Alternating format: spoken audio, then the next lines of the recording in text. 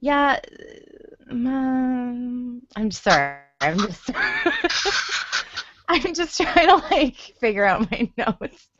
Like because I did them by theme, they're kind of in chronological order anyway, so Mhm. I can probably just wing it. Just let me. I'm gonna just grab the notebook that I took notes in as well, just because those are more like coherent than this organization, and then I'll be back in 1 second.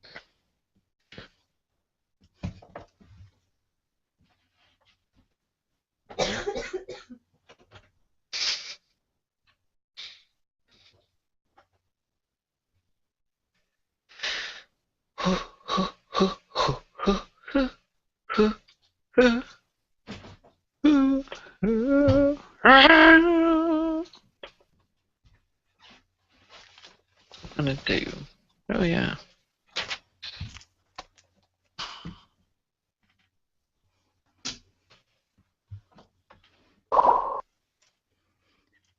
Okay.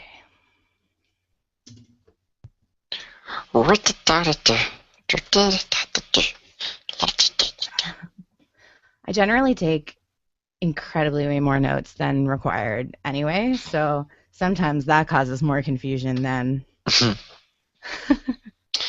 Here's what I'm also going to do. I'm going to take your bullet point You're and gonna move take a it bullet for? into our section. Daniel would absolutely take a bullet for me. But I'll still sanitize my hands after shaking yours. Oh, wow. Are you one of those people, Daniel? Actually, no, not really. Only Okay. at conferences where I'm going to be for Yeah. several days. Yes, I am. Well, Like and when I you go get to, sick every time you go to a conference, don't you? yeah, last time I got started getting sick the last day. So by this next time, I'll probably not get sick at all. Actually, when I went to Texas, I never got sick. Would you like Okay, I've moved your section under the notes for to 175. catch a virus? Okay. And I did hashtag like past and present at least, so I'll Come on, just take my hand. Now I'm hearing myself quite a bit from you, from your headphones. Oh yeah, sorry. It was loud because I was watching. Okay. How about now? I think this is much better. Yes, this is Okay. better. Yeah. It was A just bit. so loud from the rewatch. I think I do still hear some. I think unless I can turn it down, like this is as low as it can go on my computer. Oh, But huh. if I can turn it down in the Hangout, is that possible? Yeah, I think. Are you still hearing it though? Weird. Not anymore. Okay. Maybe it was Yeah, just I think we're good. okay. Because this is on like the very first volume bar Okay. of my computer. I don't hear myself though. That's really exciting. Yeah. And you should be able to hear this music. Uh, yeah. Do you have any sound clips tonight? No. After all the work I did to make No. sure that you could hear the music, no There were sound. so many. I know. Well, there would just be too many. You would just have to play the whole episode. Well, just all of the charming Snow and Regina scenes. You Yeah. would just have to play them all. So, Well, and the sound clips I try to get for the sake of discussion, not necessarily because they're for the hilarious. sake of entertainment. Yeah. We could discuss how hilarious they are. And hi, chat room. Yeah, they won't hear me for a while, right? Yeah, it takes about 60 seconds. Okay, apparently I didn't hashtag all of my. Oh no, because some of them are in my. Okay. What? Okay. Is there a way to just Interesting. easily just expand everything? Yeah, if you double click on, like you're clicked into 175, right? I'm in 175 and then the past hashtag. Oh, yeah, if you double click the name, the biggest text that's there on the screen, Okay. that should expand everything now. It might collapse at first, but double click it again, and that should expand it, I think. Actually, it might not do that if you've done a search. Am I okay? Okay, no, we're good now. I'm good, I think.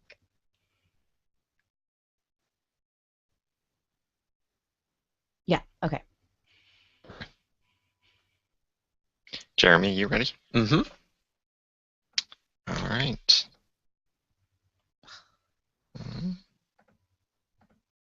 Here we go. 3, Oh, 2. wait. Oh yeah, you gotta start your recording. Glad I got that. Okay, I've started my recording. 1, 2, 3. Oh, and I realized I needed to put her in our left ear. Oh. Otherwise, that would have messed up our recording. All right. 3, 2, 1.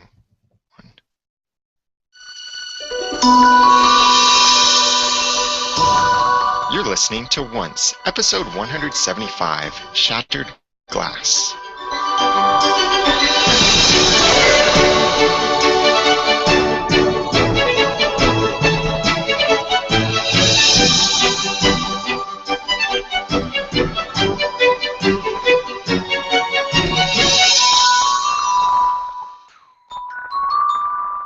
Welcome back to another episode of Once, the unofficial podcast for ABC's TV show Once Upon a Time. I'm Daniel J. Lewis. I'm Jeremy Laughlin. I'm Erin. Thank you very much for joining us. The show notes for this episode, if you want to comment on this discussion that we raise, will be at oncepodcast.com/175. This was a great episode. I really liked this episode, and in the initial reactions, yes, I was a little bit critical of the way that they ended this episode, but then the more I watched it, the more I could appreciate it, I think. I would agree with that. Yeah, I really liked this episode. Which is not my usual pattern to put it under a magnifier and like it better than I did. No, it's not. Hold on. Aaron, I hear your earphones. Yeah, I still hear us back. They are as low as they can go. How low can you go? Are you sure you're changing the volume of your headphones? And are you sure that we're not coming out the speakers of your computer? Okay, can you talk for a sec? Yeah.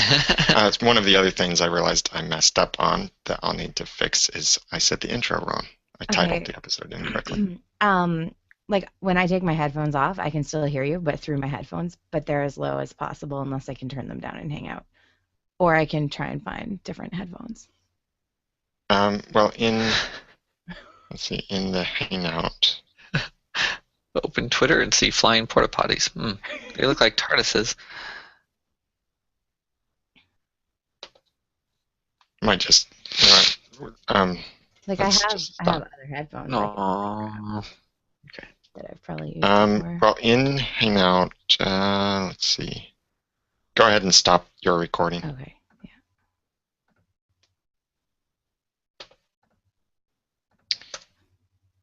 Do you have control room, a little control board on the left side of the Hangout? Yes, I think so. Okay, click on that, and I think you'll be able to adjust your volume there. Control room. Or adjust the volume that you're hearing. That gives the moderator ability control. Okay. No, I can't because of. Oh, okay, you can't control yours. Are these the headphones you normally wear? I switch, but I'll grab those. It'll only take a second. Okay. Sorry, guys, but you'll be thankful. You'll be thankful, even if you're not American in late November.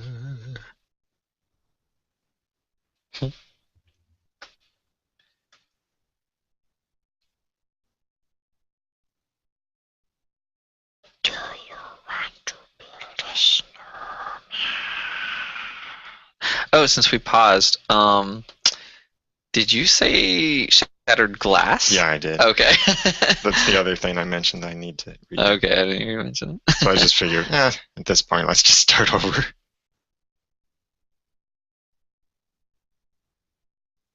time. How about a walk I down talked about memory it in the lane? chat too. Ooh.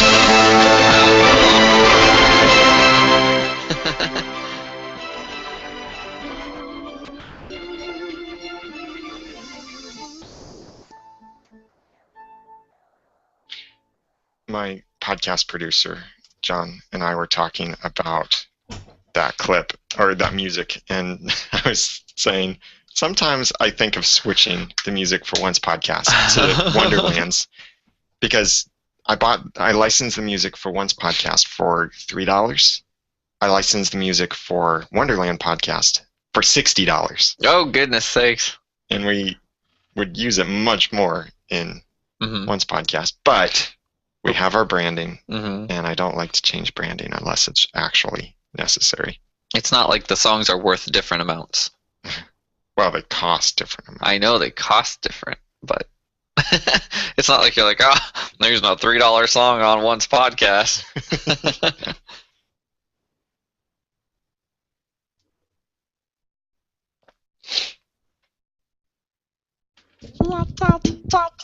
The song I licensed for the Audacity to podcast I got for free. I got that for free.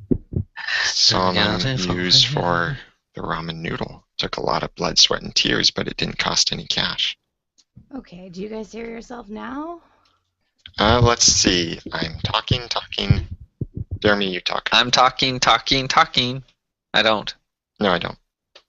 I could hear you guys, like, when I came back in the room, I could hear you guys talking, so I totally know what the problem was, but Oh. because my headphones are still plugged in. Problem is we were talking.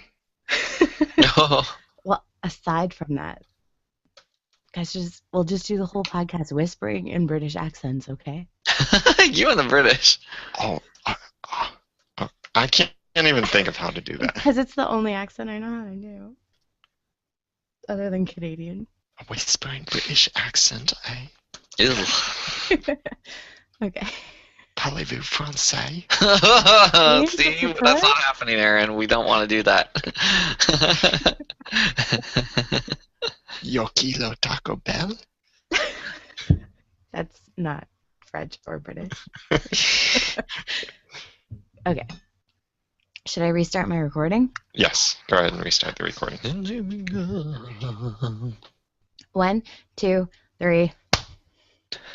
That was energetic. I was gonna say, why do you guys always laugh at me every time? It was sarcastic, is what it was. Like 1, 2, 3. Okay.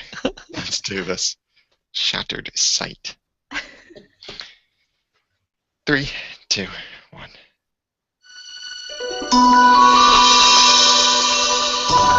You're listening to Once, episode 175, Shattered Sight.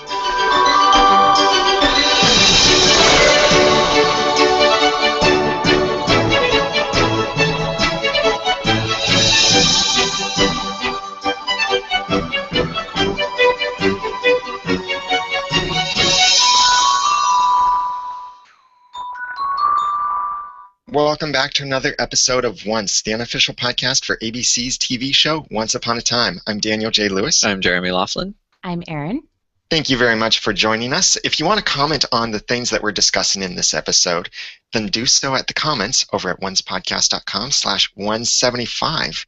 This was a great episode, and the more I watched this episode, the more I liked it. I would agree. In our initial reactions, I was a bit skeptical of how they ended the episode. Mm-hmm. With the whole just suddenly, oh, what have I done? I'm going to reverse everything now. That's still a little bit hokey to me, but I appreciate it a lot more and in general, like the way that they ended this. I think that more of the transition was happening than it felt like while she was choking Anna. Yeah. I think on first watch it felt like, oh, it's changing her mind. And then she like takes a magical swipe at Anna, and it felt so violent that I thought, oh, no, she didn't change her mind. But then she picked up the letter and she did. So I think that part threw me. But otherwise, knowing what was coming, watching it again, it felt a little more like she was making that transition the way we thought she should. Yeah. She didn't. I thought that was a beautiful scene. Mhm. And she, like, what I realized is she's not choking Anna enough that Anna can't talk. And the first thing, once she let Anna go, she grabbed the letter to see if she was lying or not. So I think she was just trying to figure out whether what Anna was saying was true. One thing interesting with this, looking at the timeline, is when it starts out going to the past first. We'll discuss that first. In Boston, 1982 is when Ingrid came through. And that is a year or up to a year and a half before Storybrooke came. Because Storybrooke came in 1983. If you take 2011 and just subtract 28 years, it's 1983 when Storybrooke came, October. So she's there a year ahead of time, and that gives us timeline reference for what was happening in the past in Enchanted Forest. But here in the present, the gangsters, or not quite gangsters, but the people on the side, what an interesting group to greet her. The gangsters. Well, I do question whether another group of people would be any different in their greeting of somebody looking like that popping into our world. Hey, princess.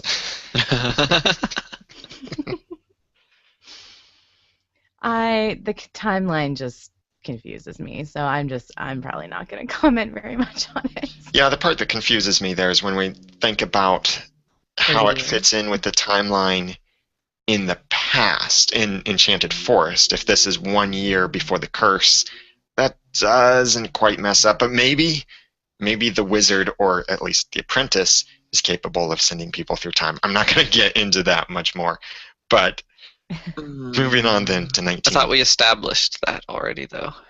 Potentially, yeah. Oh, okay. 1999, Richfield, Minnesota, or Minnesota, if you want to get stereotypical. Who doesn't? I wondered if Ingrid was the one that first got Emma into drinking hot cocoa with cinnamon. I thought that they were going to say that when she first mentioned hot cocoa, but I don't want to think that. Partially because Henry liked his hot cocoa the same way already when he met Emma. Yeah. I like it being a family thing. Wow. Yeah, because Snow did that too. Yeah, that's right. Not in Enchanted Forest, but in Storybrooke, Right. Mary Margaret did. Yes, sorry. Yeah. It was cute though. Like, it was a cute. I thought that scene was really good. It gave us a lot of context to Emma and to her relationship with Ingrid slash, I guess she was Sarah Fisher back then. Actually, no, I think she was still Ingrid, because when Emma saw her in one of the flashbacks later on, and when Emma saw her in the ice cream shop, Emma called her Ingrid. Oh, okay. So Sarah Fisher was her Storybrooke alias? Right. Okay. Yeah. Interesting. Because everybody's got to have two names. Yeah. You just have to. It's part of it's the culture. Yeah. Ingrid was so likable in those scenes. I wish it would have been nice if she could have just stayed that way, although we wouldn't really have our show. But my one complaint about that whole sequence, it was cool to see what we saw on the camcorder, but actually, like, we were there, only she didn't look into the camera and smile, at least that I saw, which is what we saw on the footage that Emma pulled out of the box. Yeah. It's the whole thing of filming things with multiple cameras and redoing and retaking. I know, and stuff. But since they did a freeze frame of her looking into the camera and smiling, and we saw it in multiple episodes, I was looking for it. I was like, oh, here's where she takes the camera and puts it straight down and doesn't smile into it. Yeah. Maybe that was an alteration she added later. Yeah, maybe it was a distorted memory. Because she wanted Emma to see it. We'll just say that. I liked her shrinking Emma. I liked her whole, there are 15, subconscious signs that a kid gives when they're going to run away. But she's treating her like an adult. Like, I liked that. She's done her homework, too. Oh, she's probably been having kids in and out of there for the She's past had a lot of kids run away.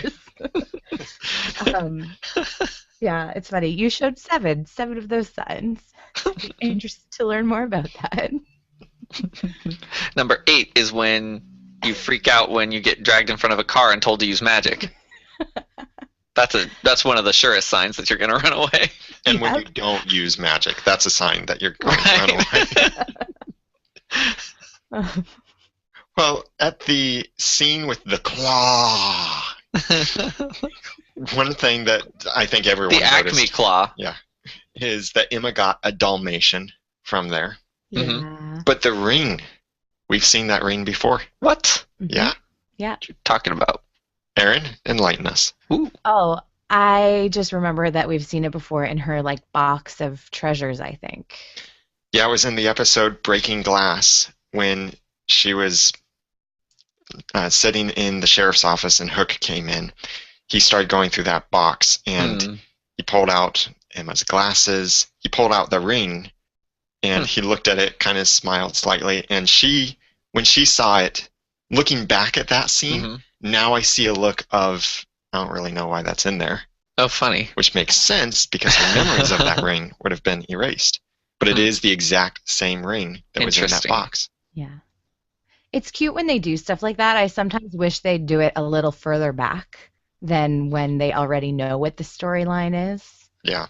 Like they did that a lot in Buffy the Vampire Slayer. Like they would connect stuff from like 4 seasons ago to the current season because they knew where they were going with the storyline, I guess. So it would have been nice if like we saw that ring in season 1 when she first got her stuff. And then now it's like, oh, there's this whole backstory instead of like, yeah, we saw it 3 weeks ago when we already knew the Snow Queen was here. Yeah, from a slightly critical perspective, it seems that what they do with the writing on Once Upon a Time is they only think one season at a time and not necessarily multiple seasons. And sometimes only half a season. Only half a season. Although they do know how they want to end this. So maybe a year from now or whenever the series ends, we're going to look back and say, wow, they really connected things. Like maybe they had all in mind that Rumpel would cleave himself from the dagger and would run wild in New York City.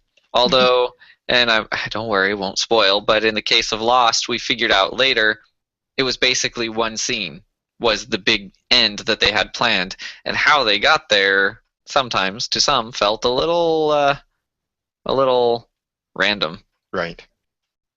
Hindsight is 20/20. Yeah, it must be hard when showrunners don't know the end. Like they don't know how many seasons they get to the end. Right. Because they like there's masterminds creating these shows, and then they have to know. Well, you at least have to know what season's going to be the last season to properly wrap up your show. Right. We're at a point now where one of the best things that could probably happen to Once Upon a Time is to actually get an end date, however far out that might be. Yeah. Yeah. I would like to see it get one more season after this, and that they know it will be the last season. Because that would be 5 seasons, 5 good, solid seasons, and then they can bring it to a really neat close in the next season. I think that could be the direction they're going, maybe. But that's really big picture stuff. Tuning in back down to the very fine details, the adoption agency that Sarah, or actually Ingrid, was working with was called Twin Cities Adoption Services, which doesn't actually exist. However, it does exist on, this is very out there, it does exist on sample resume templates on livecareer.com. Well, all right then. That's all I could find when I searched for it. Well, that's probably how Ingrid got her identity. She probably went online and searched for sample resumes and then used them as her own so that people would entrust her with their children. So maybe that is where that came from. Oh, yeah, probably. But then as they go on to play chicken with the car, and all of the Harry Potter references there. So patience in this moment was not Ingrid's strong suit. No. Maybe not so much of love necessarily either, to say, here, come stand in front of this car like, coming toward us. A couple little things have happened. It's time. It's time. I just got this idea when I saw that car turn the corner. Let's go jump in front of it. Yeah, it's kind of like saying to your son, oh, you're getting hair on your chest. It's time for you to get married. Wow. Yeah, I have no response to that. she definitely jumped the gun on that one. I was also, I think, like because of that they actually put the year, they saved themselves, but I was skeptical of the Harry Potter references in general, just because I was, you know, I think 10 or 9 or 10 when Harry Potter came out, and then Emma is that much older than me, and then they're expecting that she's supposed to know who Harry Potter is, but they did put the year, so Right, they've because just messed up Emma's age in all of the flashbacks this season, in they my talked about opinion. Harry Potter when she was with Lily too. Yeah, Well, the first Harry Potter book came out in 1997, oh and this yeah, is 1999 that things are happening. We don't know actual dates in 1999, but we know that, like, the scene with the car happened, I think she said a week from when they were at the carnival with the claw. And this is probably a total of 6 months after Emma first started to try to run away, because that was her first night there when she tried to run away and then discovered Kevin hates spiders, which maybe that's a Home Alone reference there too. But then 6 months later, she runs away from Ingrid with this car incident. And the 6 months, I'm getting that from when they found those files inside of Ingrid's snow right. mobile in the forest. You know? Emma said, I stayed there for 6 months. Yeah. Huh. Yeah, the thing that's throwing me off with the timeline is just that Emma told Hook she was, I think she said 12 or 13 when she stayed with Ingrid, and really this makes her 16, which makes her 1 year off from Tallahassee, and yeah, it's okay. Oh my. There are a lot of things that don't make sense about the timeline to me all the time, so. And Yeah. and if she was really 12 when she was living with Ingrid, then Harry Potter wouldn't have existed yet. Yeah. But minor things. Well, then what happens next in the flashbacks is in 2011. It's the 2008. year probably that Regina got Henry. Or, yeah, 2001, not 2011. And that's when Ingrid then magically enters Storybrooke and starts to set up shop. So she's there for 10 years before Emma meets her in Storybrooke. Ooh, yeah, which she mentioned later is why she didn't age. Right. But if people from the outside don't age, then why is Henry not a baby? Or it could really be she doesn't age because she's magical. Yeah. Well, because time is froze. Oh, yeah. But, oh, No, because Henry still aged. But she was born in Enchanted Forest, or in the fairy tale world, Right. not in our world like Henry was. But that's 2001. And Emma comes in 2011, in October-ish 2011, and that's when this last flashback scene that we get is in the ice cream shop. It says specifically November 2011. right. So that's a month after Emma came, Mhm. and this is before Graham died. Emma started wearing that blue jacket in the 4th episode of Once Upon a Time. Emma started wearing that jacket in the 4th episode of Once Upon a Time called The Price of Gold.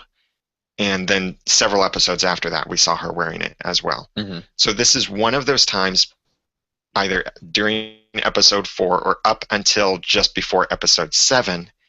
This is in that short span of episodes when this is happening, because Sheriff Graham is still around and Emma's wearing that jacket that she has gotten from the rest of her clothes. And she is not sheriff yet.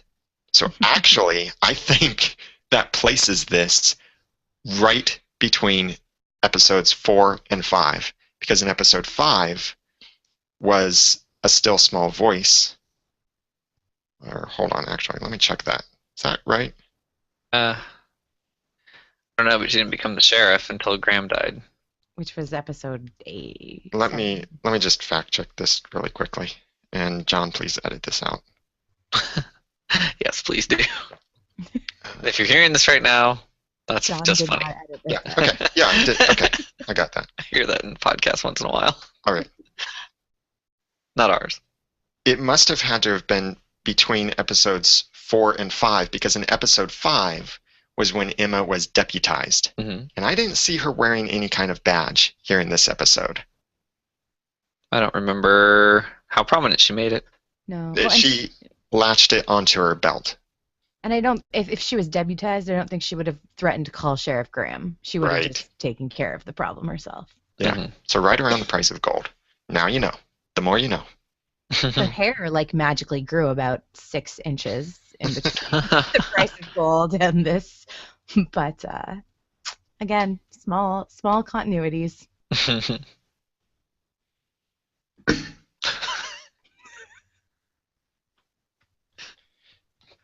Before we move on to talking about the present day in Storybrooke, I want to thank some people who have made this episode of the podcast possible. We really could not do this without your support. Specifically for this episode, thank you to Steve Johnson, Lisa Slack, David Newland, and our new Patreon backer, Holly Brown. We really appreciate the support.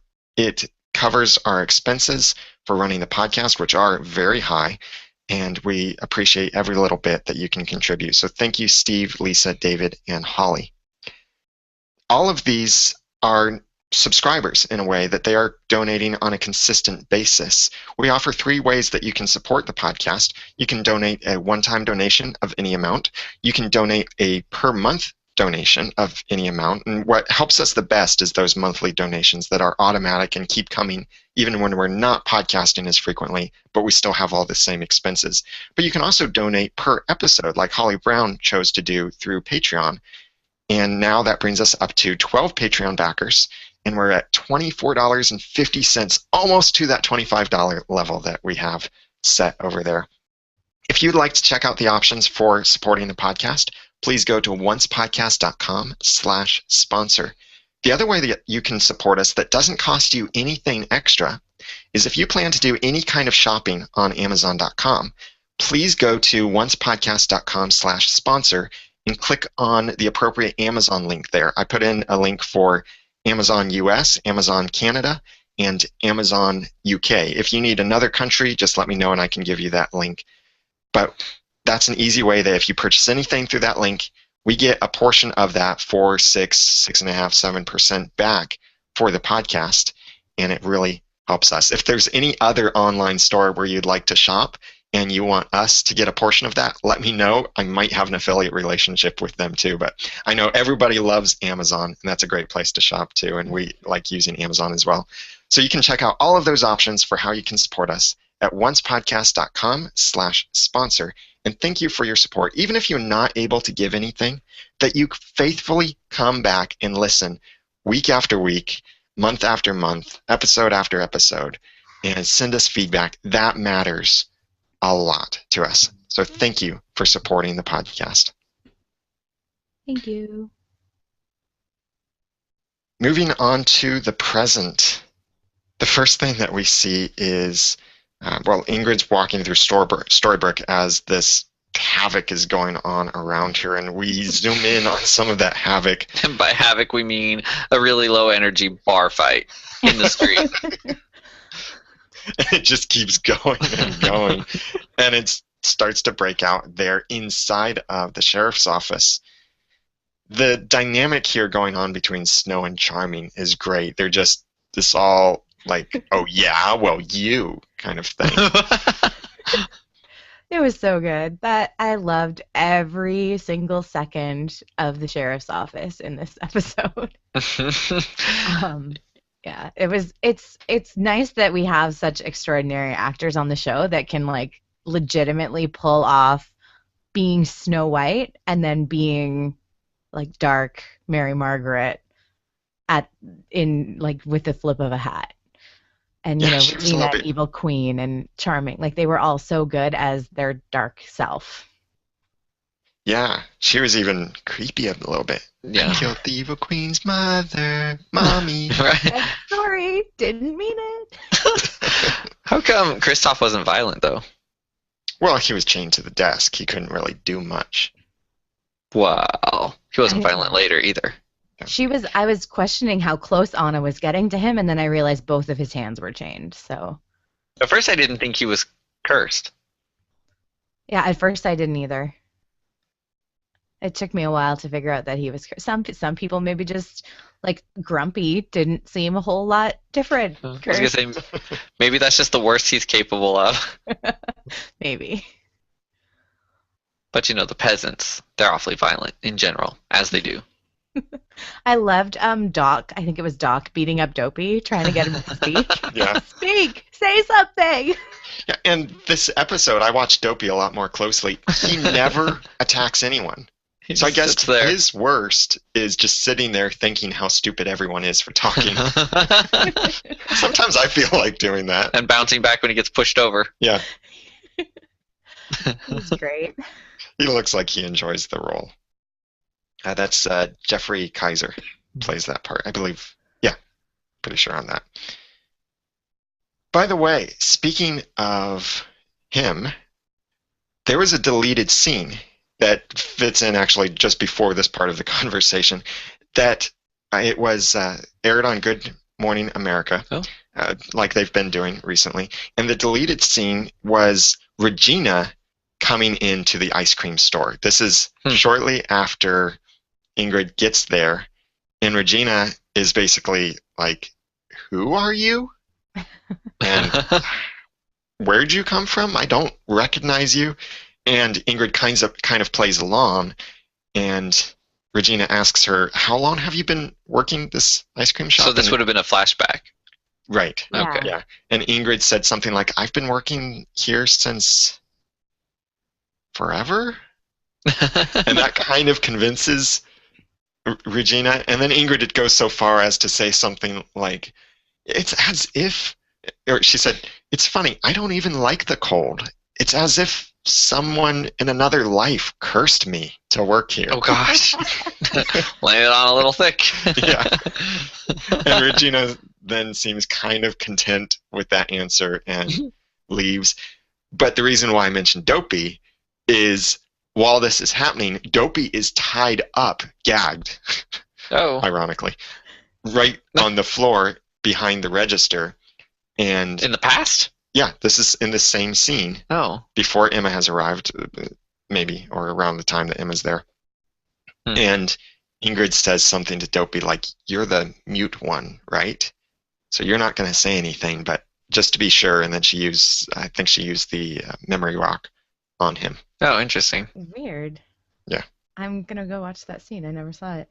Yeah, we'll have a link to that in the show notes for this episode at oncepodcast.com/175 that you can check it out.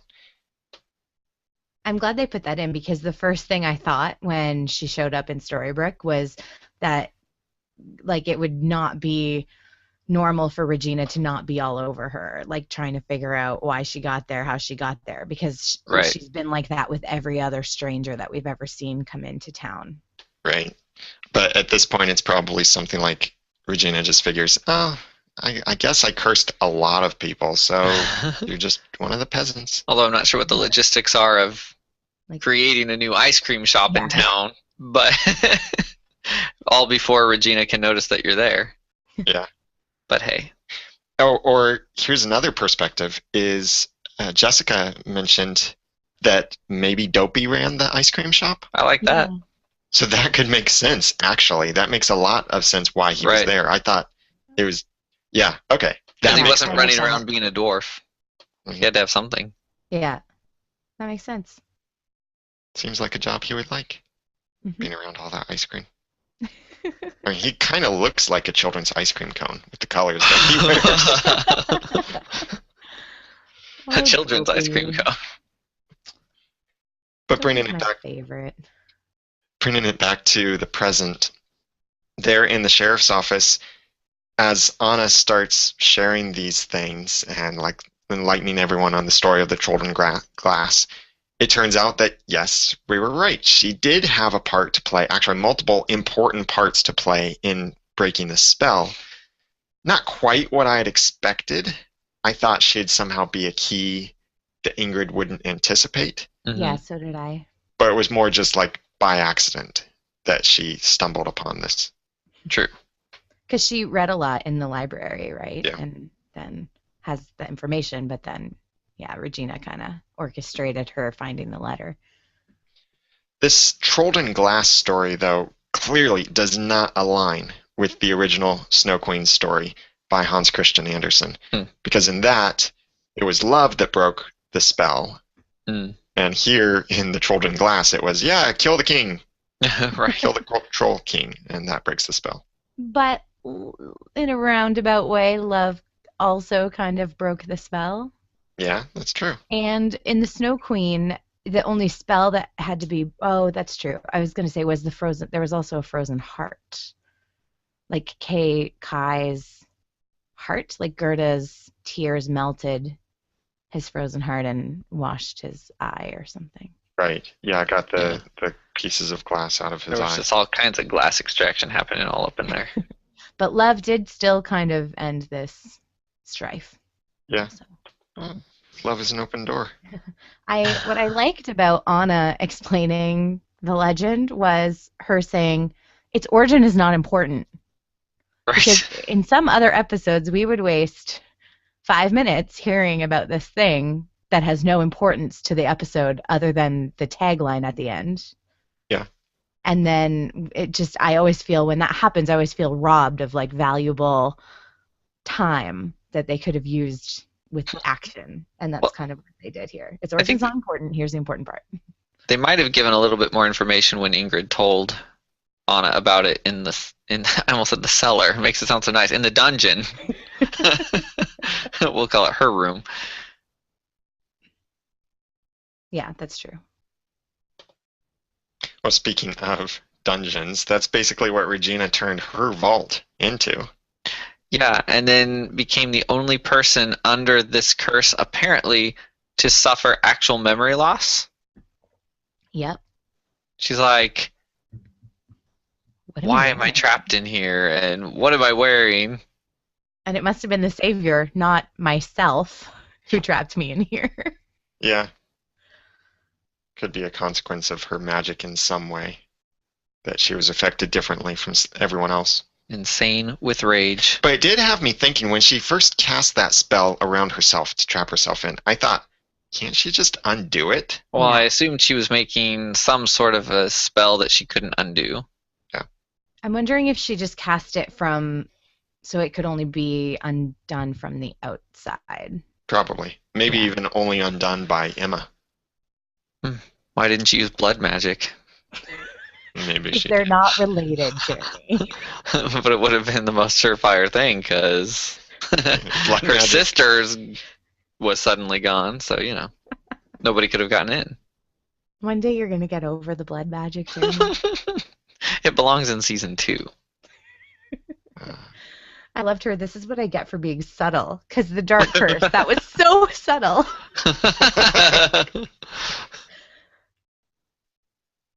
When Hook met with Rumple was talking about waking up Belle in New York City.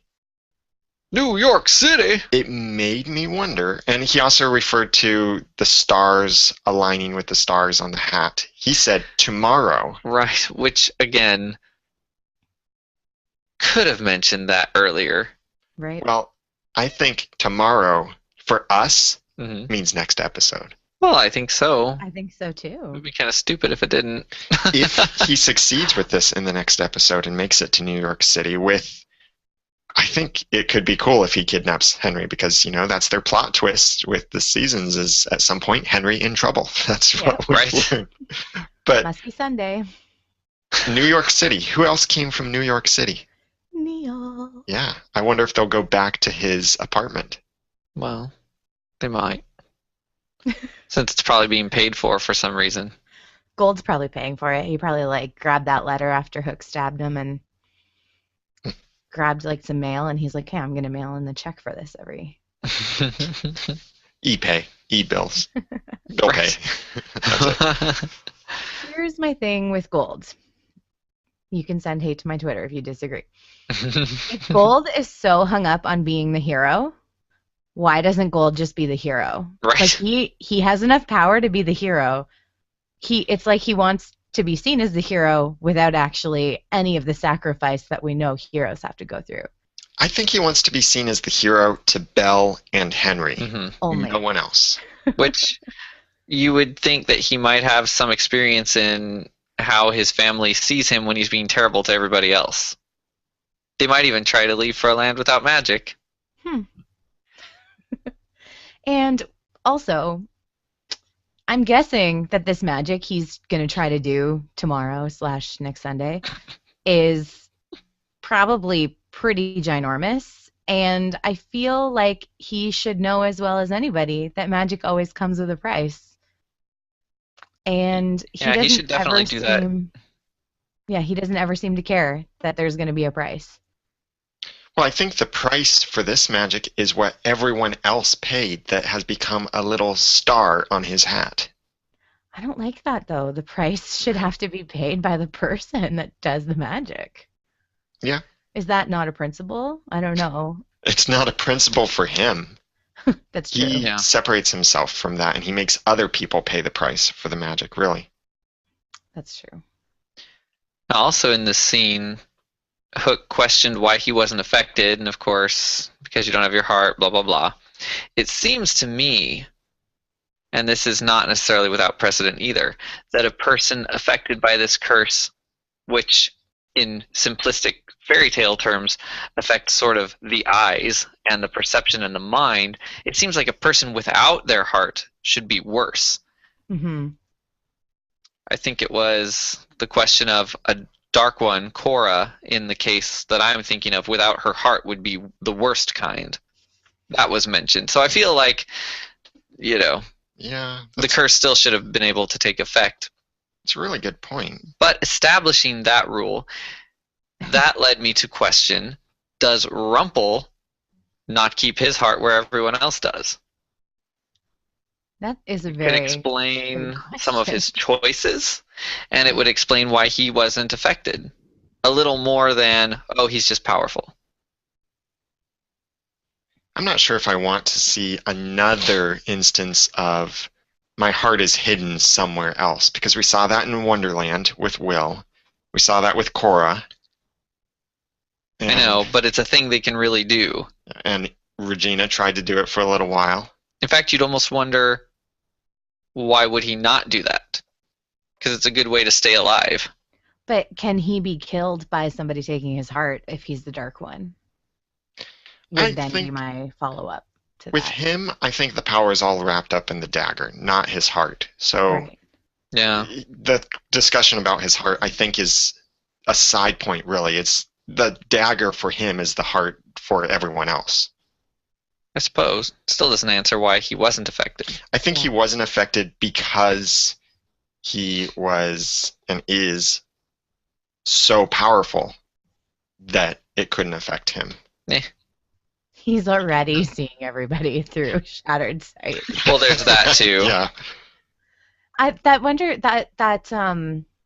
The statement about the heart though makes me wonder, like when Snow White, this is jumping ahead a little bit, but when Snow White was fighting with Regina, Charming still seemed to be rooting for Snow White in that fight and helping her, even though he doesn't like her because of the curse. So I wonder if because they share a heart, if that could be why. Actually, I think that was because Regina wanted to kill Mhm. their baby. They both yelled at her when she threatened the baby. So apparently they didn't have the worst impression of their baby. All you do is cry.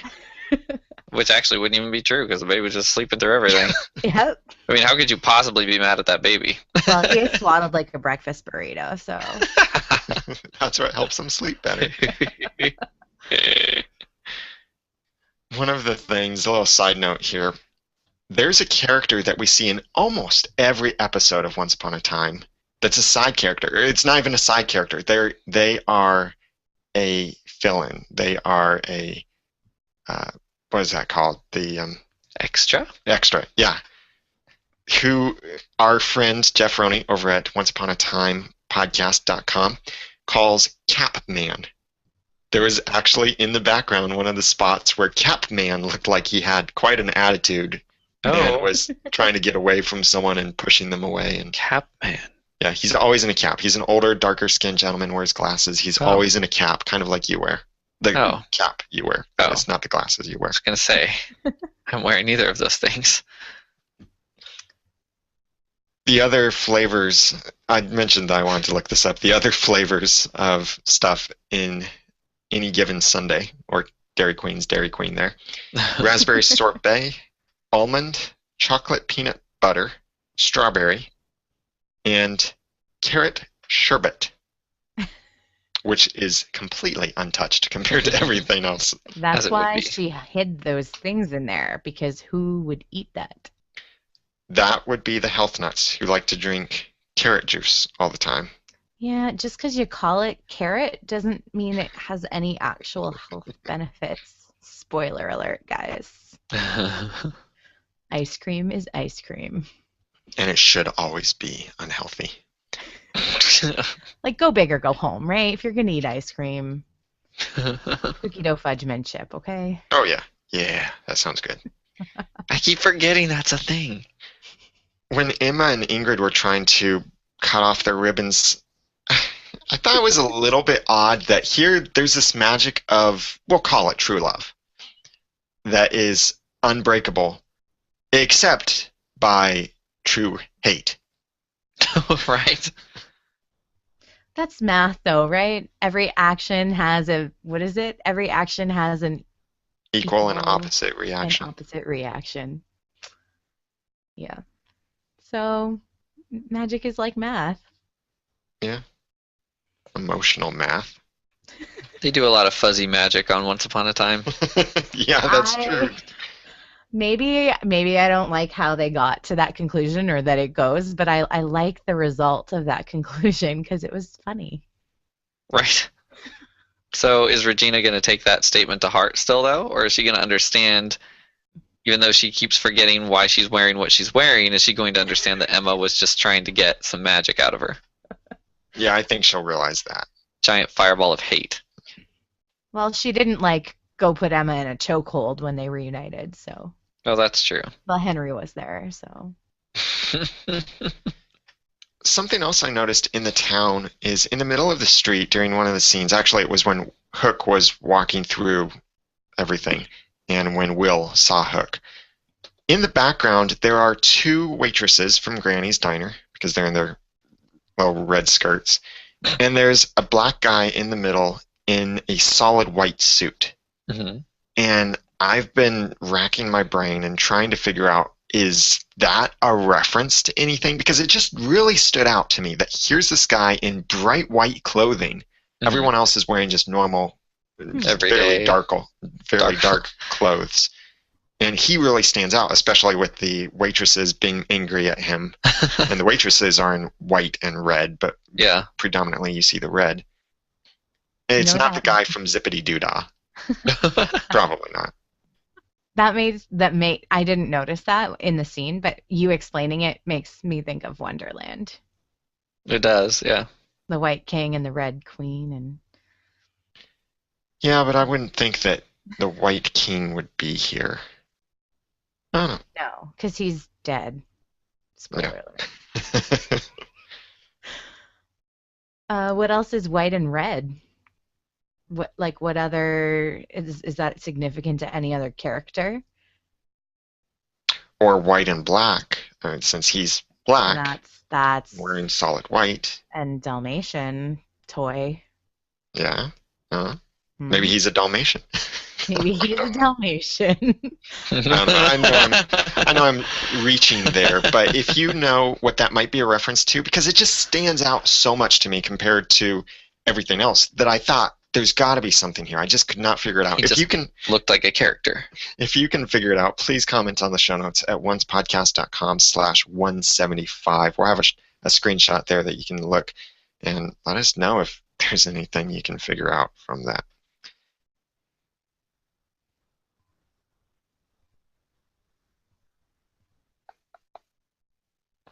Sorry, I'm trying to see.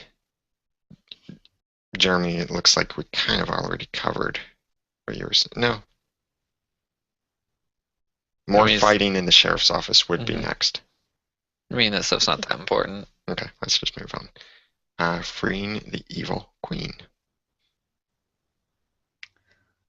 which is very important.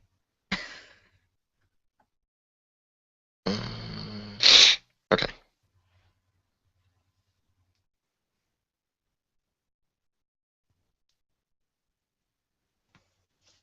I do have to question what Emma was thinking with, yeah, let's go free the evil queen and not lock her back up after we get her to break these bracelets. Yeah, it's like, hopefully her hate won't destroy us, but will destroy the ribbons. And also, hopefully, we'll then be able to stop this whole thing before Regina kills everyone in town. My parents. Yeah. Because Regina Emma? could have gone straight to the clock tower and been like, I created this town, and now I'm going to destroy it, and just fireballs for everyone. Well, the good thing about Regina is, generally speaking, she seems to be very like focused on one mission. The whole curse to get back at Snow White. Case in point. But Emma makes some interesting choices often, but in this episode, like I didn't mention it earlier, but even just, hey, are you good with babies? Take my brother that you have no magic. You are in a room with 3 people infected by the dark curse. My parents just entrusted like their most precious Right. possession to me because I have magic and they know I can protect my brother. But here, Anna, I just met you, but you seem really nice. You take care of my brother.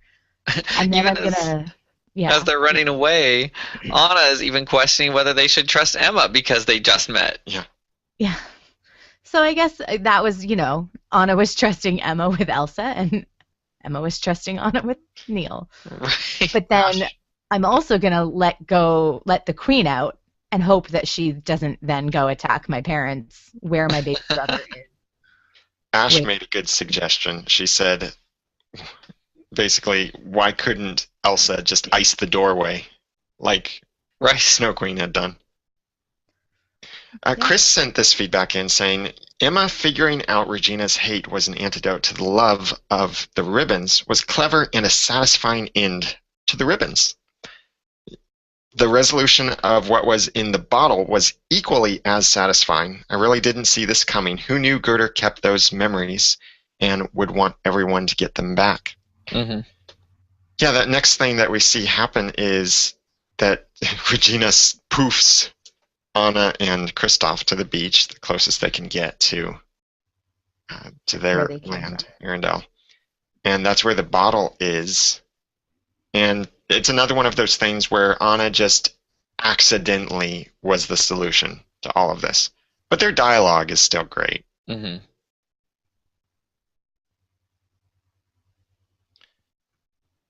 We theorized before the spell came whether Henry would be affected because of what Gold had said about Belle and Henry. And it looks like Gold just put Belle to sleep.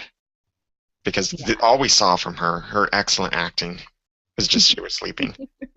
And he even referred to when she wakes up in New York. So it sounded like he made her sleep for a long time. And he was planning to put Henry to sleep as well, not to kill him. A couple seasons ago. So Henry was affected, though, by this. Yeah. I forgot for the first half of this scene why he was being like that. I thought maybe just he's scared and he thinks Hook's trying to like get into him, and so he's just being mean to him. And then I was like, oh yeah, he's actually affected by the curse. That's funny. I was like, oh, truth comes out. Right. And he wasn't born in Fairy Tale Land like everyone else was, except for Neil. And Snow White's baby out there somewhere, and a couple other babies out there somewhere. Yeah. So does it seem like Regina's magic is not as powerful as we used to believe? I think it depends on the episode. Well, yeah, it's hard to tell whether it's the people fighting it that make it seem kind of weak, or just her magic. Because here, I guess Hook just used a potion to get through her protection spell there. Well, it was Rumpel's potion. It was Rumpel's potion, but that might make Emma pretty darn powerful at this point, because at the vault she defeated the spell that Regina made so that she couldn't even do it. Unless it was the whole one-sided thing, but Yeah. Have we Prob- seen a containment spell like that before? Yeah, Oh, a gold shop in The Queen is Dead, or right. Emily's Daughter. We've seen it, yeah, a couple times. Because I'm just thinking of who defeated them before. But Emma is the savior. She is supposed to have a lot of magic. I think the thing is that she doesn't know how to use it very well. Or doesn't quite know of what she's capable. Right. Because she did have to, she had to take two on that one. It would have been cool, as several have said in the chat room during this and some of the other feedback we received, it would have been really cool if we saw Emma sword fighting against Regina or someone else while holding baby Neil. yeah, and Yeah. really, they definitely could have done that with Snow, Mm-hmm. which would have been Good. parallel to Charming doing it before. Maybe they thought it would have been awkward. Yeah, I Maybe think they even tried it. it. It probably would have been because the love wouldn't have been there. Right. Because I think looking back at that scene in the first episode, there was a lot of love Mm-hmm. there. Love for the baby, love for each other, love for the kingdom, Mm-hmm. and wanting to save the kingdom. Yeah, it wouldn't have been nearly as moving. That whole scene was half comical. When Emma and Elsa visited Ingrid, I thought the whole thing of the loophole here was interesting, and I think I'm okay with it. The loophole of you can't make someone love you, but if you give them back their good memories of you, yeah, I think I can agree with that. That sounds reasonable. Yeah, Yeah. because the love was there, and if you take out the bad, if you can remove memories at all, there's no reason you can't take out just the bad memories. And even in Frozen, there was some memory filtering and changing that happened. Mm-hmm. Yeah, I figured that would be criticized, that line, and at first I was pretty skeptical of it as well, but then I realized she's not actually working with love, she's just working with memories. Mm-hmm. So she's saying, yeah, I can make you love me again, magic can do that, but magic is doing that by giving them back their memory, not by actually affecting their heart. Right. Although when Emma still had all of her memories and she saw Ingrid and Storybrooke in one of those flashbacks, Emma was not loving. But she still had the bad parts. Yeah.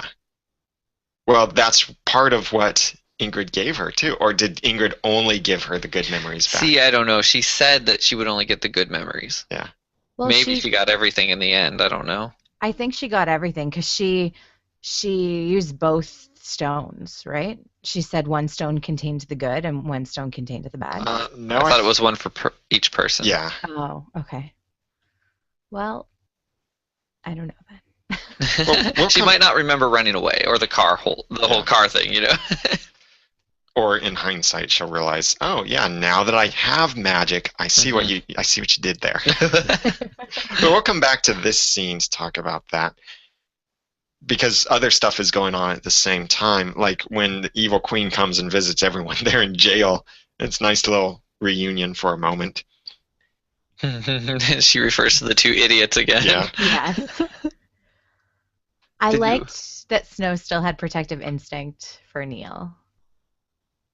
Yeah, Snow and Charming. Yeah, both of them.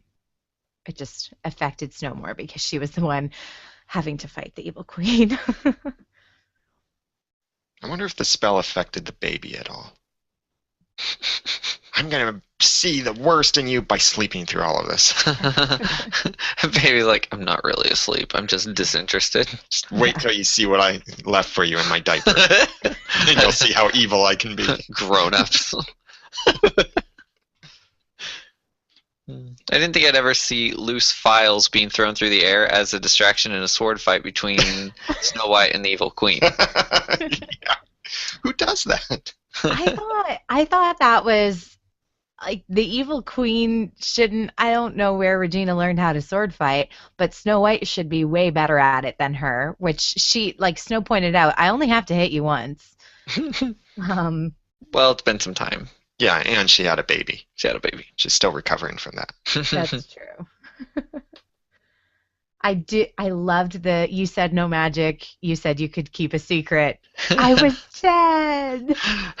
Finally. That's Yes. basically what we said through that whole thing. Like, hey, lady, I was a kid. You really are holding a grudge against a child. That they could laugh so heartily afterward was great, and I was think shows really where the relationship actually is. Right. I was half expecting Snow and Regina to just hug each other laughing. That's actually what I thought was going to happen. Their like body language said that. And then I was just like, maybe that's too soon. Like maybe they're Right. not there yet. But that's what I was half expecting to happen. And we were all laughing, I think, at that point. Well, going back to Emma and Elsa with Ingrid, this was quite an emotionally charged scene, and you guys are pretty satisfied with how it ended? Yes. Yeah, I'd say so. And the score that played during Ingrid's sacrifice was amazing. I loved that. I know some people thought it was a little bit corny, but I loved that. Yeah. They do not often use like vocals in their scores in this show. And the only other time I remember Mark Isham using vocals was in Once Upon a Time in Wonderland, and that was the Will and Anastasia kind of love theme song, and I loved that one too. So I think it's just so unique of a thing that they do that it just kind of pulls you in. He also used vocals when Rumpel was beating up Mo French and also beating up everything that was in Rumpel's castle when it was going back and forth between flashback and present day. That was another emotional Season one, right? vocal score. Yeah, in season 1. Oh, cool. Yeah. In Skin Deep. We got this feedback from Alina saying, quote, Gerda, what have I done? I need to reverse this. And then Alina says, don't kill yourself, Ingrid. This scene, incredible. What courage. Ingrid loved her sisters. All she wanted was love. The letter gave her that. The sisters running on the field. I love the score playing. Such beauty. Elizabeth Mitchell, you stole my heart and broke my heart. That's what Alina said. Chris said, this had to be the best ending to a villain. Ingrid sacrificing herself for everyone after how evil she was. I can't even put into words how amazing it was. And yes, this is what I realized in rewatching this is, wow, this is really the first villain who has taken full responsibility. Right. Not just, I'm sorry, let's be friends. Right. Taken full responsibility, paid the full price for this. Yes. I love when she says, I am a monster, not because of my powers, but because of what I let them turn me into. Yes. So that is like the epitome of evil isn't born, it's made, and then adding on to that it's about the choices that we make. Chris further said, here at the end and knowing her whole story, she's definitely the best villain yet. This was such an amazing ending. Regina and Snowing, laughing about Regina wearing the Evil Queen outfit was great. Rumpel walking down the street, putting on his coat to end the episode was just unnerving. Next week is going to be phenomenal. 7/5 pet rocks. So that's 7 out of 5? Something like that. Yeah, his rating. Yeah, that's what it is. Let me just say that again. And so Chris gave this 7 out of 5 pet rocks. Nice score, Chris. Which is one way to think of the memory stones, I guess. Well, no, and Emma asked if it was her pet rock in the flashback when she took it out in 2011 in Storybook. Yeah, pet rocks were maybe kind of a 90s thing. It really was a beautiful episode. And then seeing, like, back in the town when it starts snowing and everyone starts hugging again. Doc and Granny were fighting over a crossbow, and then they hug, and then Dopey having fun with the snow. And characters, Sneezy was just sneezing over and over again on Grumpy, and that's what they were fighting about, rolling on the ground. Grumpy was saying, "Stop sneezing on me." And then the score and everything was the same as I think it was the season 1 finale when they're all in the street and they've just gotten their memory back and Snow and Charming are reunited. Yeah, probably. Which is kind of how I knew it was going to take the downturn in a moment, and we were going to see what else. Uh, all that snow kind of made me think of something Doctor Who fans will understand. There were a lot of Christmas specials where it snowed, and that wasn't really a good thing. Possibly not really even snow for various reasons. This was really snow, but I feel like it came from the Snow Queen, and Dopey was eating the Ingrid snow. Yeah. I was a little grossed out. Well, it was to wash their eyes, clean of the curse. Right.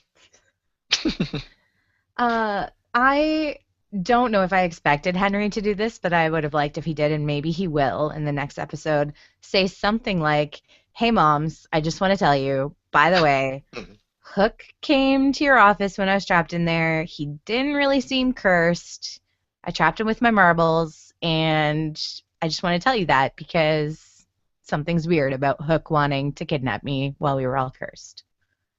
He'll pick up the phone, dial 911, and say, "Two guys robbed this toy store, and Yeah. they're after me now. They'll be in the park, Central Park. Look for fireworks." Oh, wait, sorry. That's Home Alone.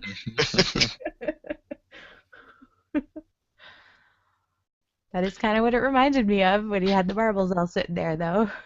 I thought it was really ironic when Hook came back to Gold's shop, this last scene here, that Hook pointed out that, or no, that Gold pointed out that Hook failed to kidnap a child. And he said it like, that is villain 101. Yeah. How do you fail at that? Well, and that's Hook villainry number 101.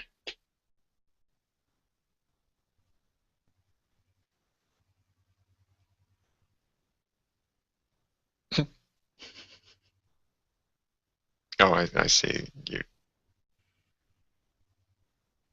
Oh, You can- no. Okay. No, I'm sorry. I was questioning. I don't remember Hook ever kidnapping anyone. Oh. In this scene was when we saw Belle actually asleep, that brief moment. And like I mentioned earlier, I think it's reasonable to assume that Gold placed a spell on her to make her sleep. It makes me wonder if he did that same spell, maybe accidentally, on Baby Neil, because Baby Neil slept through this whole thing too. I don't know. What would the motivation be for that? I don't know. And I it's hope not that even he blood doesn't- magic either. Right? I hope that he doesn't accidentally cast things on people. It's the same name. Maybe that's it. It's name magic. It deals in name. Yeah, it's a stretch. I also noticed that when he closed the door, his closed sign through the little window pane, all you could see was lose. So we're just going to say that's foreshadowing, and he's going to lose. Yep. Kyle said some great things here in his feedback. He said, "Interesting note, the Snow Queen is the first major villain to not die as a direct result of Rumpel's actions. Although this can be debated if you trace back the events of Ingrid's life to her first meeting with Rumpel. In Season 2, Rumpel manipulated Snow to kill Cora so that he would be healed from the poison of Dreamshade. In Season 3, he sought to avenge his son's death by killing both Tamara and Zelena. And he essentially killed his father, Peter Pan, by taking his own life with the dagger in the mid-season finale of Season 3.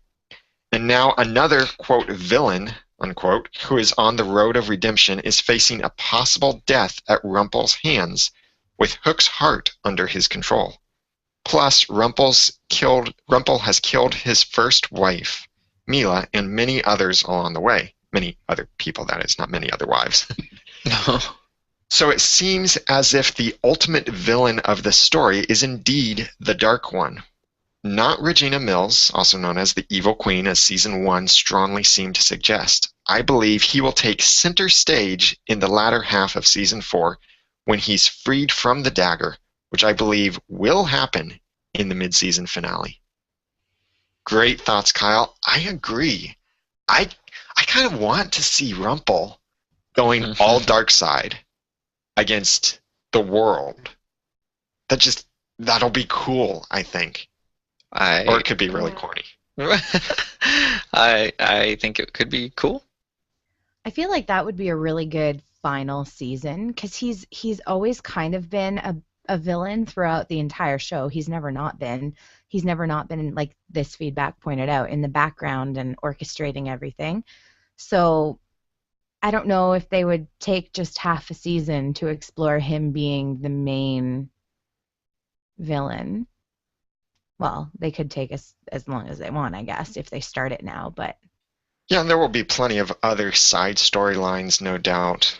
And like one of those side storylines is helping everyone in Arendelle to remember. But that may not be something that they really pursue. It might just be somehow Anna and Kristoff and Elsa get sent back to Arendelle, and we just assume that they help everyone there. I think that's probably how it will go. Yeah, they've done that before. yeah, like we assume Mulan and Aurora found out how to get Philip out of the Wraith, because Right. check it out. Philip I know, it's out of the Wraith. totally. I thought we'd see that story or hear a recounting at some point, but no, Well- he was just, yeah, I guess we were just supposed to assume, yeah, that definitely happened. We still could, I guess, because it would then be a flashback, and True. it could be present, or it could be it could be relevant later, depending on the actor's availability. True. Right. Well, and you'll hear in just a couple minutes from Hunter and Jacqueline as they share spoilers. So you'll get, if you listen to the spoilers, you'll get a little preview of what's to come with the second half of season 4, as they are already filming plenty of that. Aaron, the last episode we talked a little bit about, or last episode you joined us, we talked a little bit about your visit to Steveston. Mm-hmm. Can you just answer this question. Okay. Were they filming this half of the season or the next half? The next half. Okay, yeah, that's what I figured. They were filming the first episode of the next half. Okay. So 4/12. Cool. So there are 4/13, I guess. plenty of spoilers about the second half of this season, and Hunter and Jacqueline will be sharing those in just a couple minutes.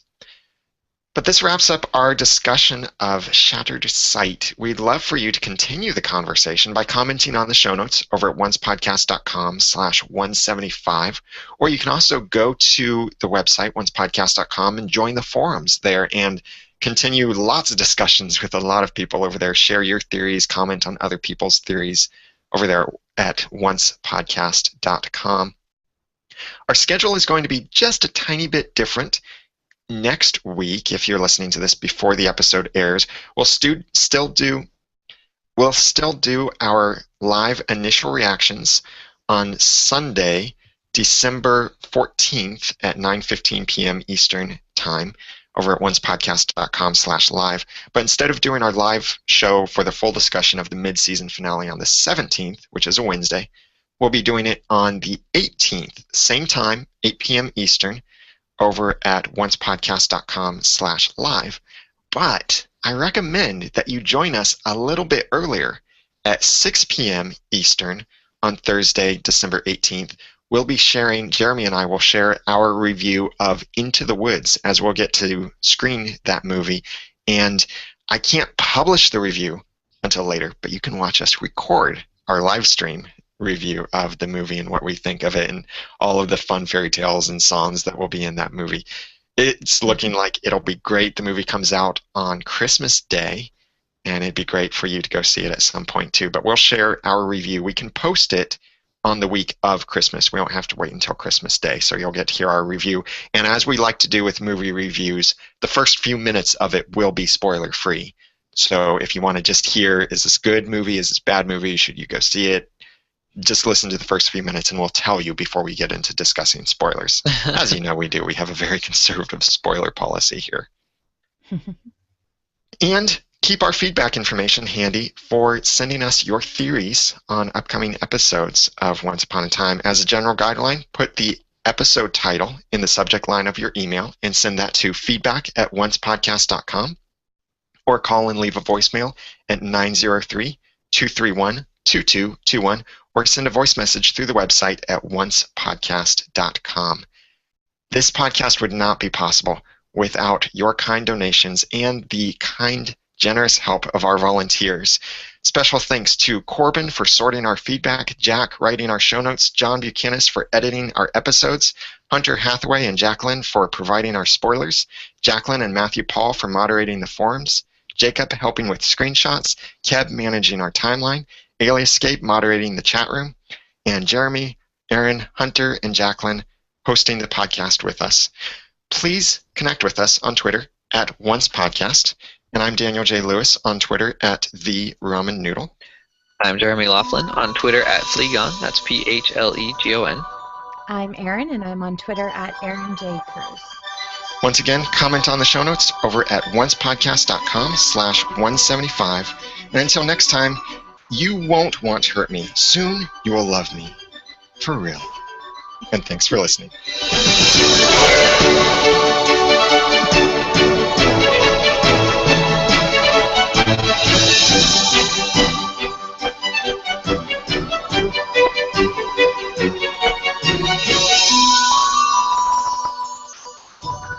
Once Podcast is a proud member of Noodle.mx Network.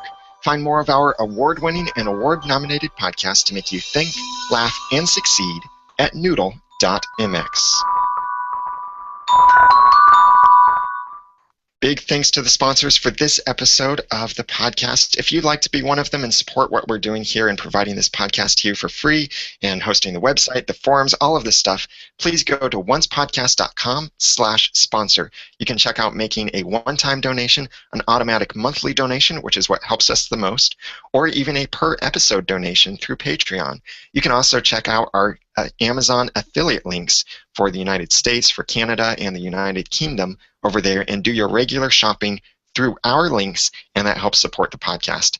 Thank you very much for the support. Check out those options over at oncepodcast.com/sponsor. What did you think of that ending? Did you see my other closings? No, I didn't. Okay. I think I want to do one of the other ones, actually. So, Oh, I just have to search the hashtag, right? yeah, I just have a section of it. Yeah. Ba-ba-ba-ba. Oh, that didn't work. I don't think you should promise to be a good big sister. I was thinking that was a good one. I like Do Not Wake My Baby. Yeah, that's what I was thinking of, that one. All right, let me redo that. And until next time, you think the spell has made me angry? Do not wake my baby! And thanks for listening. Yeah, I like that one. Use that one, John. Yeah. All right, we are done. Should I stop my recording? Yes. And Hunter and Jacqueline pre-recorded their spoilers. Okay. I've got that. And the button, the number one button here. I muted both my Google Hangouts and my Audacity mic a couple times because I just had to like cough really a lot. Mhm. You guys didn't hear it, right? No, we didn't. Like it worked? Okay. How did you mute Audacity, though? I turned the mic volume all the way down Oh, okay. and then just turned it all the way back up. That's a good way of muting it. I worried that maybe you paused. Oh, that no. would be a big no-no to pause. No, I wouldn't do that. I would just like make note of where it was if I was going to have to do that. Yeah. No, just I have a little, like I'm still a little bit sick. So. Okay. Yeah, that makes John's job easier. So I'm sure he'll Yeah. appreciate that. And I watched it as it happened, and then I watched it as I turned it back up to make sure I was still like heard. So Good. Yeah. Very good. because I know how much you love when we cough and sniffle and blow our nose while we're recording. I've needed to do that for the whole episode. One of my nostrils would like, I don't know, this is going to be a little gross maybe, but one of my nostrils like had this bubble of snot Oh dear. that I felt like if I breathed too hard, it would actually come out my nose as a bubble. Yeah, like you do. Just It's kidding. probably hard. Like everybody's sick this time of year, so for us to have 5 people and have them all healthy enough to be recording is kind of amazing. Yeah. Both my sister and my little nephew have really bad pneumonia right now. Pneumonia. So. Manic? What are you talking about? What? The ramen noodle graphic on the monitor. That. No, that's Noodle.mx Network. Yeah. That's our podcast network. I thought the same thing one day. I looked at it and went, "Oh, we should put up the Once Upon a Time or the Once Podcast logo, not the ramen noodle." Oh wait, that's not ramen noodle. That's just Noodle Mix. You can't see it because I need to get rid of this. I should just ditch the yellow under there. Get rid of it. Get rid Well, of it. the yellow bar here. You can't see where it says Noodle Mix Network, which is the name of our podcast network. By the way, welcome to level7.com. Our Agents of S.H.I.E.L.D. podcast has some really awesome things going on. I've talked with them about their plan for this upcoming year, and they're going to do some awesome stuff because they talk not just about Agents of S.H.I.E.L.D., but they're going to talk about Agent Carter, about the Daredevil series coming out on Netflix, and also the whole Marvel's movies coming out. So check that out. Welcome to level7.com. I saw the trailer for the Avengers 2 or the next one. It looks so good. And I'm not even into that stuff that much. Everybody's into the Avengers movie. I know. Well, I wasn't. I didn't even see the first one in the theater. I didn't see it till it came out. But yeah, I went to see Mockingjay, and every single trailer that they played was a movie I really am looking forward to. So it's like I have like my February, March, April, May movie schedule. Because it's like, I think it's Insurgent. They played Insurgent trailer, the Avengers trailer, the Fast and the Furious trailer. I don't know. They played 8,000, but these are all great movies. I hope. I hope so too.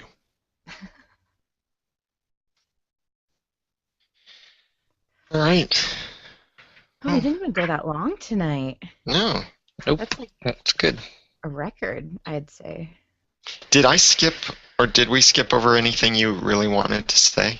Me, no. I don't think so. I'd thought about talking about the writers, but not terribly necessary. Yeah, Aaron, since I couldn't really see your notes conveniently, I was a couple of times just kind of moving on Faith. Yeah, I know. Okay. And there was only the one thing about Emma leaving Neil, and I just brought it into the next scene because that was the only thing that I really wanted to note. Yeah.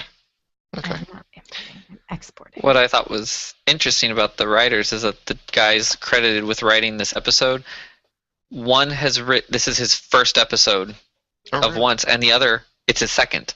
And he's been a producer on 7 episodes all this year. And these two together made what I consider a better episode in many ways than what a lot of the more veteran Once Upon a Time writers do. I'm surprised at that just because there was so much from just season 1. Like, I want to say season 1, like just like Stable Boy, Iceman. Yeah. It makes me wonder if they got the jobs and then just like cannonballed everything, and so it was all fresher on their minds than it is for a lot of them. Somebody give me a poison apple and put me out of my misery. Right. Yeah. No, it was really. I actually thought I never look at the writers, and I should because I should at least after. I actually figured Jane Espenson at least co-wrote this because I love the majority of the episodes that she writes. Right. The dialogue was really good. Mm-hmm. And that's generally when the dialogue is good, I know who it's not writing it. Right. Is that me? It's honest. It's honest. I didn't say who it was. I just said I know who and it's another not. sign. Right. Pardon? What did Daniel say? Another That's typical funny. sign that Espenson wrote, and they say. Oh, right. Oh, you cut out. They say what? When they say gods, plural. That's another usual sign that that Espenson wrote it. Sorry, I'm probably cutting out more because of Dropbox. Yeah, I haven't saved my recording yet because. All right, well, Yeah. I'll let you go and There's play that these thing. spoilers here. All right. I'll see you guys next Thursday. All right. Yeah, Good night. Thursday at 8. Same time, Yeah, same bat station. it's in my Google Calendar. So, because I think Jeremy you sent me 2 invites, but I I could never know only what happened. Yeah, I think it's because I have 2 emails that you guys have. I could only RSVP to one of them though, for whatever reason, because I wasn't signed into the other email probably. Is Ireland the one that's your primary Google for your calendar, or is it the other one? It's the other one. Okay. That's like my legit. Ireland is just like kind of my first name only spammy, not spam, but just not primary email. Yeah. Okay. So probably you have that from when I was first interacting with you guys. Yeah, before you trusted us. Yes. Internet safety and all that, right? Yeah. All right. Have a good night, Aaron. Okay. You too. Good night, guys. Good night. Good night. All right, guys, we're going to play the spoilers now that Aaron or Hunter and Jacqueline have given us. And again, as usual, please don't chat about these at oncepodcast.com/live, or actually you're at Noodle.mx/live. Don't chat about it there in that live chat room. If you want to chat about these spoilers, go over to oncepodcast.com/forums and use that chat room over there.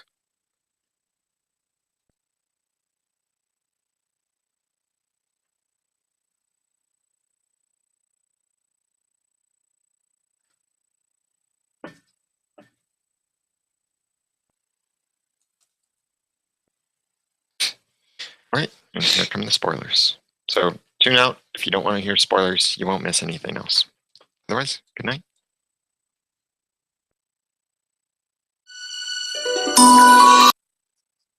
That's not spoilers. Here come the spoilers. Hey, Oncers, Hunter Hathaway here. And Jacqueline. And it is spoiler time for Once Podcast. So we've got the mid-season finale, Heroes and Villains, episode 411. In the aftermath of the Snow Queen spell, our heroes try to pick up the pieces, and Regina has to make a difficult choice. Hook's fate hangs in the balance as Gold's quest for power threatens everyone he holds dear. And in the Enchanted Forest flashback, an intrusion during Belle's stay at Rumpelstiltskin's dark castle will wreak havoc in both the past and the future. I'm so excited. Yeah, it's going to be an interesting episode. I think that a lot of our characters are going to be doing some interesting things. Yes.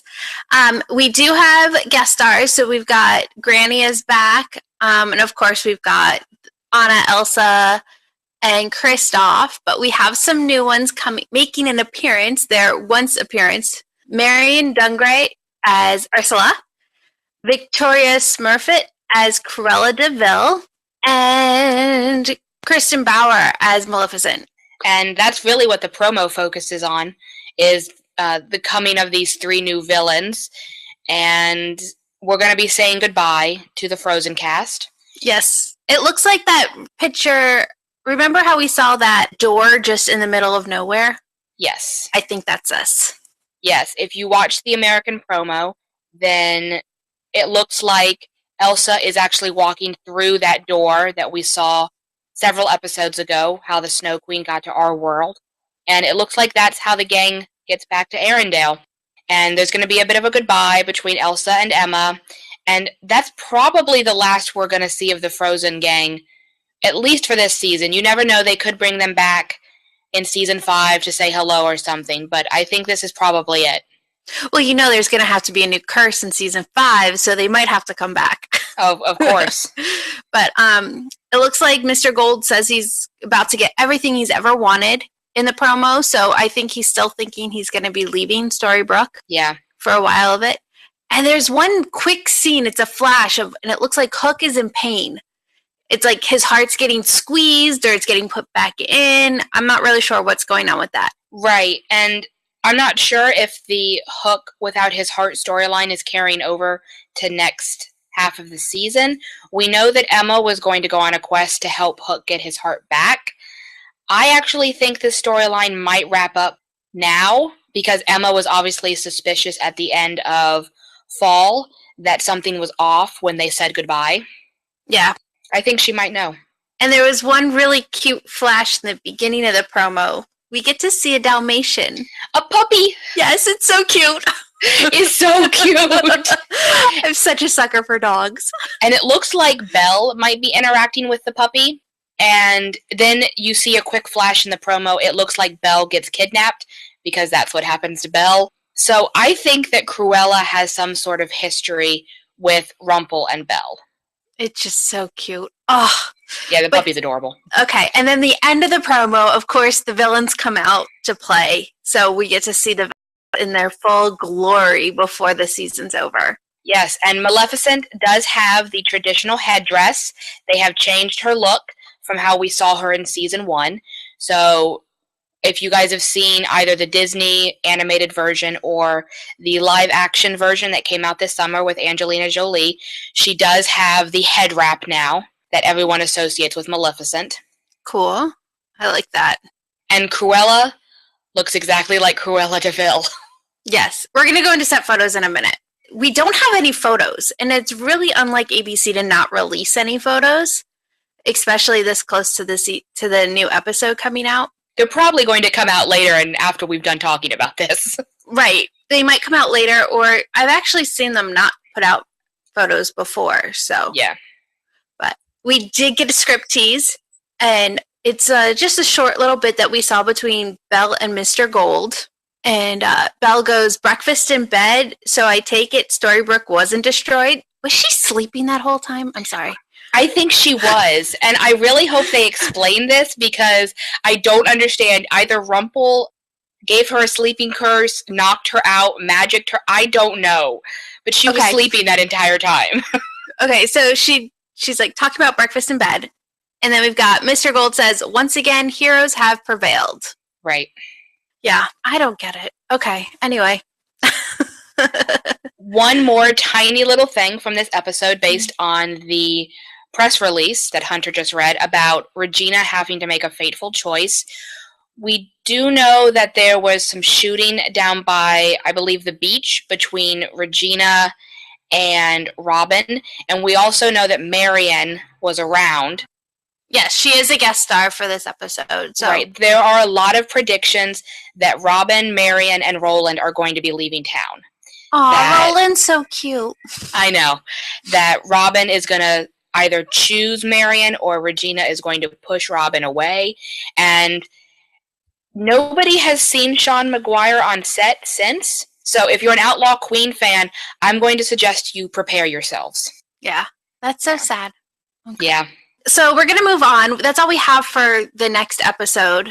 But we do have a little bit of spoilers coming up to hold you over during this nice long break that we have. Do you want to talk about first Regina and Maleficent?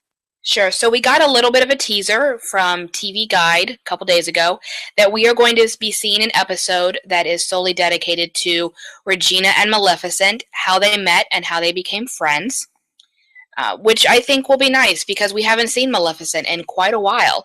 And, of course, she was one of the characters that we were introduced to way back in season 1 when we met Regina. So I think it'll be nice. Okay, so and then we also have some set photos for episode 413. Yeah. And they show some of the villains, such as Cruella and Maleficent. Or not Maleficent, that's Ursula. Fully dressed up and walking around town. Yeah, and they even have the car. That car is so cool. From 101 Dalmatians. So if you've seen the Disney animated version, then Cruella has her car that she drives around in, and the license plate says DeVille. And they've recreated that for Once Upon a Time. And she's also, of course, decked out in just fur everywhere. Yes, no spots. Right. I'm really wondering how they're going to make Cruella this kind of villain when her story is that she just wants a fur coat. So. Yeah. This will be interesting to see, but I think that car is so cool looking. Yeah, and Ursula is there, and not in, fins. She's got human legs. Yes. And I So- don't see Maleficent, so Yeah, I don't know where Maleficent is, but Adam Horowitz recently tweeted out a picture of what looked like the entrance to a cave, and it kind of looks like it might be one of the caves that maybe leads underground where the dragon was kept. yeah, like is she still the dragon? Are they going to change her from a dragon back to a person? That's what I'm wondering. That would be cool. Oh, I just noticed Ursula's shirt is got like scales on it. Yeah, she's dressed in scales. Purple, black, and silver. Very cool. Okay. Well, I think that's all we have for you this week. Anything else, Jacqueline? That's all I got. Okay. I'm Hunter. You can follow me on Twitter at Bit of Pixie Dust. I'm Jacqueline, and you can follow me at punk_bunny_87. And enjoy the break, Oncers.